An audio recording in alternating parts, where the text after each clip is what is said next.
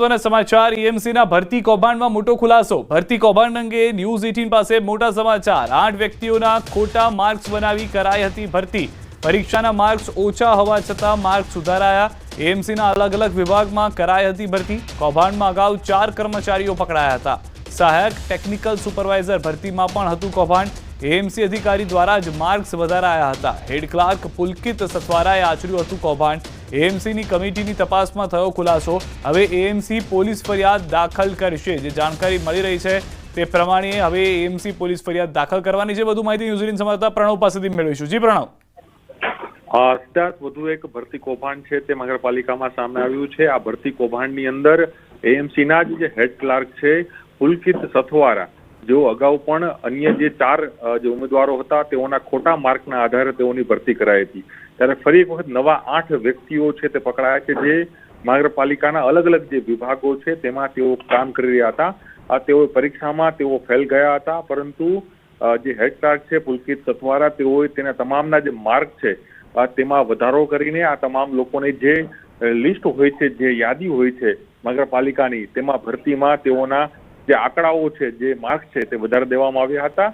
News પાસે exclusive માહિતી છે પ્રમાણે જે નામ છે મોહમ્મદભાઈ આસિફ, જેઓ સબ ઇન્સ્પેક્ટર છે, તેઓને હાલ સસ્પેન્ડ કરવામાં આવ્યા છે. તેઓ સામે પોલીસ ફરિયાદ દાખલ થઈ છે.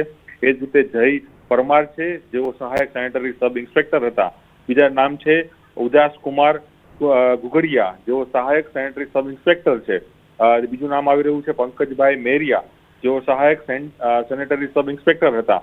અન્ય નામ આવી રહ્યા છે યુવરાજસિંહ ઝાલા, જે ફાર્માસિસ્ટ છે, અને આસિફ ખાનસુયા, જે ફિમેલ હેલ્થ વર્કર છે, અને જે અન્ય એક નામ આવી રહ્યું છે સાક્ષી સોઢા. આમ કુલ 8 જે વ્યક્તિઓ છે તે વ્યક્તિઓએ ખોટી રીતે પોતાના માર્ક્સ વધારીને, પૈસા આપીને પોતાના માર્ક્સ વધારીને તેઓએ પોતાની જે ભરતી છે તે એએમસીમાં કરી હતી. હાલ તમામ સામે કાર્યવાહી કરવામાં આવી છે, અને સાથે જ મહાનગરપાલિકાના કમિશનર અને અમદાવાદ શહેરના મેયર તરફથી પોલીસ ફરિયાદ કરવા માટેની સૂચના પણ અપાઈ છે. જેથી આ તમામ 8 વ્યક્તિઓ સામે પણ અહીં પોલીસ ફરિયાદ નોંધવામાં આવશે. અને સાથે જ પુલકિત સથવારા અગાઉ પણ 4 વ્યક્તિઓની ભરતીને લઈને હાલ તેઓ જેલ હવાલે છે, પરંતુ તપાસમાં બહાર આવ્યું છે કે અગાઉ 4 અને વધુ નવા 8, એટલે કુલ 12 લોકોએ ખોટી રીતે પોતાના ઓછા માર્ક્સ હોવા છતાં પણ માર્ક્સ વધારીને, પૈસા આપીને જે આખું કૌભાંડ છે તે કર્યું. તેમાં તમામ લોકોની સામે તપાસ છે, અને સાથે જ કાર્યવાહી કરવાના આદેશ અહીં અપાયા છે. આભાર સમગ્ર માહિતી બદલ પ્રણવ. તો હાલમાં જે 8 વ્યક્તિઓના ખોટા માર્ક્સ બનાવવાની વાત હતી તે 8 ના નામ આવી ચૂક્યા છે. તમામ સામે ફરિયાદ પણ કરવામાં આવશે.